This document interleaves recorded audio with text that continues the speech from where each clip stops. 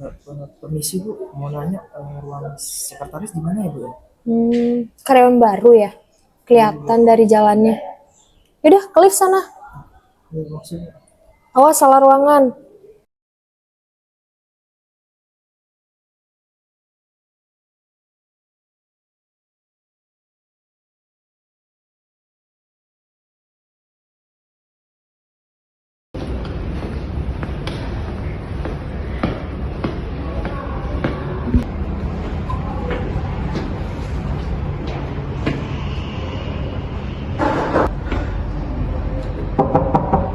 Permisi Bu.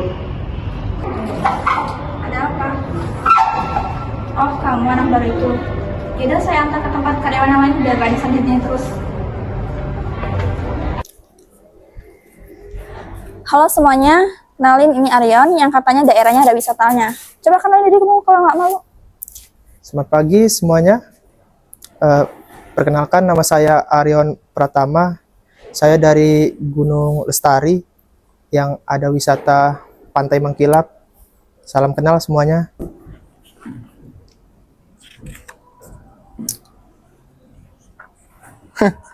Salah aja sih bro, kerjaan udah numpuk, jangan jadi beban baru.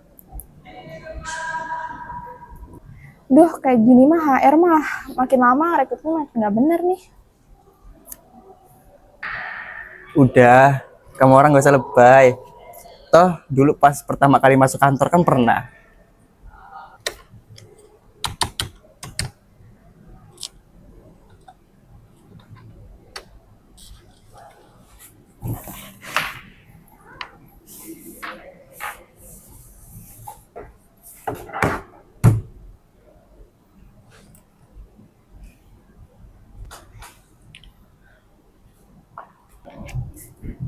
Santai aja Yon. Di sini nggak semua orang seremeh omongan mereka. Jadi kalau butuh adaptasi, tanya gue aja.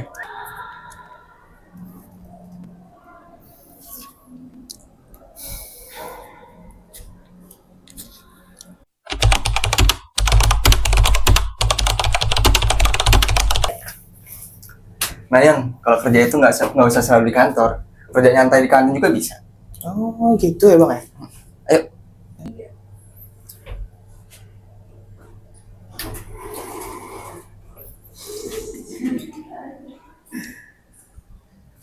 Udah Yan, lo nggak usah tegang gitu.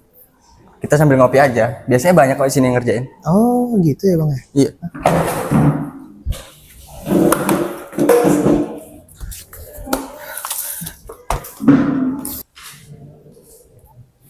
Tuh lihat Ge, dia kerja di kantin. Pasti nggak betah dia kerja di kantor. Iya. Jordi jadi perhatian banget ya, padahal baru masuk loh. Jangan-jangan dia punya rencana sendiri. Bisa jadi sih gitu.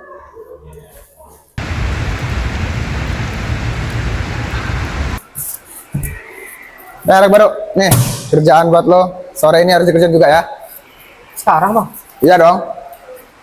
Sore ini gue mau meeting. Ya, oke Bang. Oke.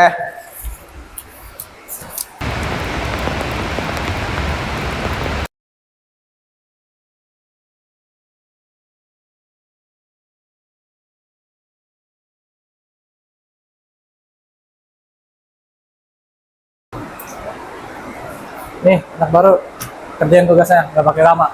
Baru lagi? Iya, pokoknya jangan jadi beban di sini, oke? Iya Bang.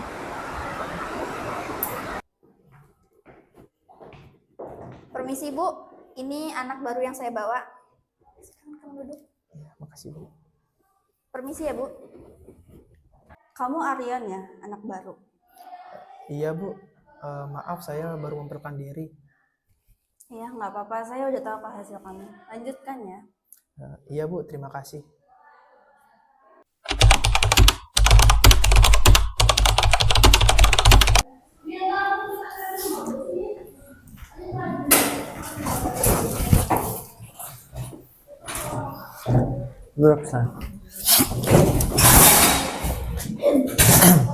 Ya, sebelumnya terima kasih atas sambutannya.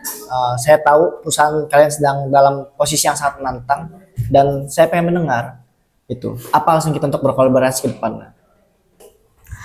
Baik Bapak Andre, untuk mempermudah perusahaan kami bersedia menurunkan standar penawaran hingga 30%. Dan di sini kami menunjukkan bahwa kami butuh dukungan dari Bapak sendiri.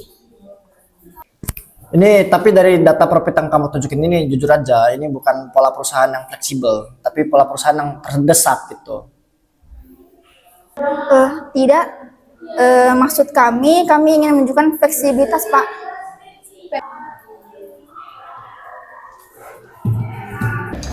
Saya tahu kami prestasinya kurang strategis. Apakah ada aspek yang harus diperjelas, Pak? Sebelumnya saya minta maaf. Di sini kami bukan sebagai penyelamat, tapi di sini kami itu mencari partner yang tangguh, bukan mencari partner yang menyerah sebelum dimulai pastinya kan. Oh iya, sebelum saya tutup, saya pengen nanya satu hal aja. Apa perusahaan kalian ini punya visi jangka panjang? Apa cuma bertahan dari hari ke hari aja? Izin Pak. Ya silakan bicara. Karena di sini saya pengen mendengar dari semua kalangan ya, bukan dari hanya atasannya aja. Menurut saya Pak, di sini visi kami di sini bukan soal harga, tapi soal transformasi digital. Di mana jika perusahaan Litangkorp ini menunjukkan potensi inovasi bukan kelemahan, maka perusahaan Bapak juga akan memandang kita sebagai partner masa depan, bukan beban. Yang dimana kami juga mungkin di sini sedang dalam kondisi sulit mungkin, tapi kami punya kapasitas untuk beradaptasi. Yang dimana jika kerjasama ini fokus pada pengembangan data dan digitalisasi di sini, kita berdua punya keuntungan jangka panjang. Ya mungkin itu bisa saya pertimbangin dan saya mau lihat proposal kamu ke depannya itu gimana. Ini nama kamu siapa ini? Arion Pak, Arion Pratama. Ya mungkin segitu aja. Dalam bisnis ini saya mencari pemimpin masa depan, bukan cuma pegawai yang pengen dari aman aja, ya kan? Ya mungkin sekian aja.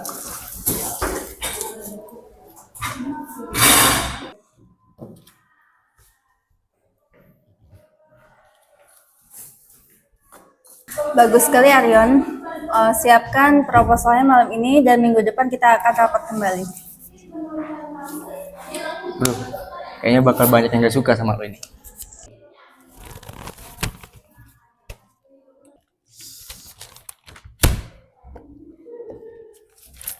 Kan kita emang terdesak ya.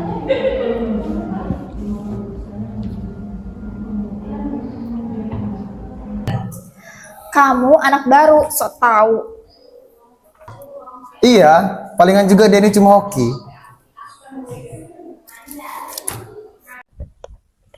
Bro, sumpah pas tadi Pak Andri bilang ide Anda sangat menarik, muka gue langsung kaku. Bangga banget gue, sumpah. Lu lebay aja. Itu gue juga seneng lah baru pertama kali suara gue didengar gak dianggap angin. Nah itu namanya titik balik awal kesuksesan. Manajer Arion incoming. Bro, lihat tuh, kayak orang yang kalah habis judi. Sujon aja lu ini. Mungkin lagi cari angin. Kan bendungan ini juga emang banyak yang singgah aja untuk istirahat. Wah, lagi itu. Iya, Jor, begitu.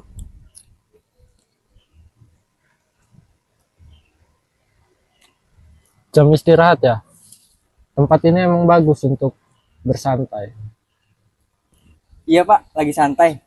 Nah, kebetulan sekali teman saya ini barusan bikin sukses perusahaan lain ngangguk-ngangguk. Ciamik banget pokoknya idenya. Nggak usah dilebihin. Beruntung aja itu mah. Kamu Arion ya? Loh, kita kenal Pak.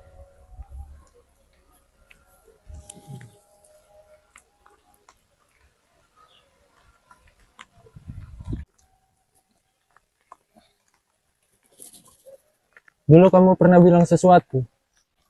Bilang sesuatu. Saya bilang apa? Oh, kamu sudah lupa ya? Tidak apa-apa. Yang penting ingat satu hal. Hidup kadang di atas, kadang kita mulai lagi dari nol. Yang penting tetaplah jadi orang baik. Karena orang baik itu selalu meninggalkan jejak, meski ia lupa mulai dari mana. Nah, sudah saya duluan. Saya tidak ingin mengganggu istirahat kalian. Oh iya Rian, tetaplah jadi dirimu. Dunia butuh pemimpin yang tahu arti nol.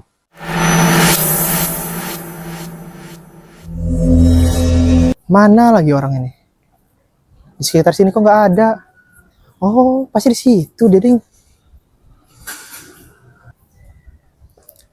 Tuh kan, benar di sini.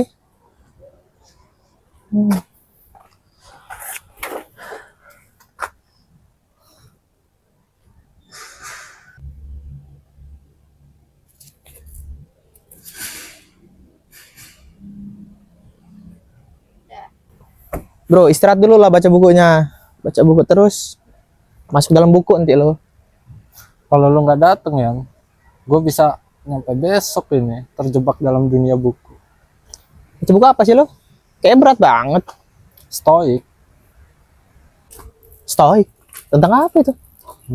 Tentang bagaimana kita menerima dunia apa adanya, termasuk kegagalan.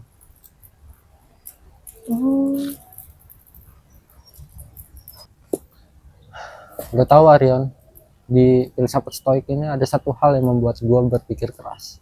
Angka nol. Maksudnya apa? Tiba-tiba banget. Jadi menurut lo apa artinya?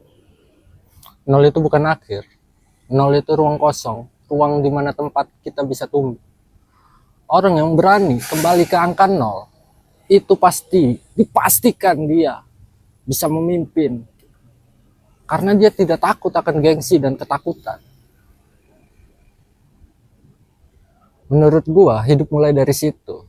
Dari angka nol, manusia bisa naik, tapi juga bisa turun lagi ke angka nol. Dan masalahnya sekarang banyak banget yang takut akan kegagalan dan juga takut memulai dari angka nol.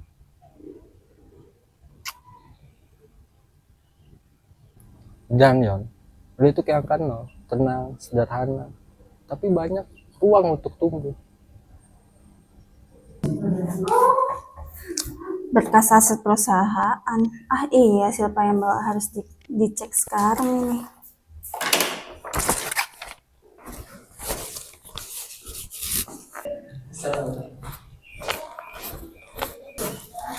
Jangan berisik, kita tahu yang lain. Silva, saya mau ambil. Itu kan punya Pak CEO. Enggak Bu, enggak begitu. Ini cuma. Coba kamu jelasin sekarang.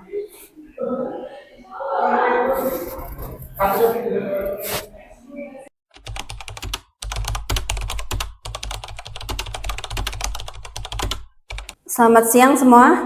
Di sini saya akan mengadakan sayembara. Saya telah menemukan kotak milik Bapak CEO yang lama yang telah lama hilang. Barang siapa yang bisa membukanya akan mendapatkan hadiah dari isi kotak tersebut. Ah, ini mah gue juga bisa lah. Pakai tanggal lahir gue juga bisa ini. Lah, kok nggak bisa sih? Gak bisa kan? Iya nih rusak ini sistemnya. Coba gua. Coba. Gak bisa. Wah, Terus sekali lagi. Nah, tetap aja gak bisa. Kok gak bisa ya? ini mah dirusak ini sistemnya. Rusak, nggak jelas ini. Lu mau nyoba nggak, Yan? Gua anak baru di sini, nggak bisa lah kasih. Nggak apa-apa, coba aja. Anak baru, jangan ngesok lo, gak bakal bisa lo kayak itu. Coba. Pasti gak bisa. Gak mungkin. Loh, kok bisa, Yan? Izin Bu, ini isi dari kotak yang ditinggalkan Pak CEO. Tolong bisa dicek. Oke, kita cek ya. Jika kamu mendengar ini, berarti kamu sudah membuka kotak itu. Dan berarti kamu bukan orang yang takut memulai dari nol. Itu suara dia, Bu. Kamu kenal? Itu CEO yang sekarang yang hilang ini. Iya.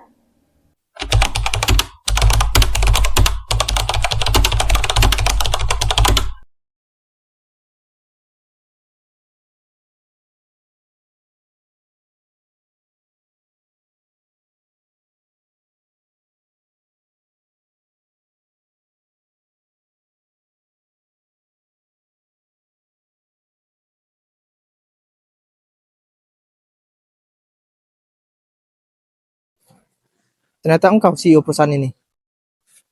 Tempat ini indah seperti dulu ya. Jangan mengalihkan pembicaraan. Itu hanyalah jabatan. Aku sudah muak dengan perusahaan itu. Terus, mengapa engkau menyembunyikan ini dariku? Kau tidak perlu tahu. Mengapa? Kau tidak perlu tahu. Tetaplah jadi dirimu. Ingatlah angka 0.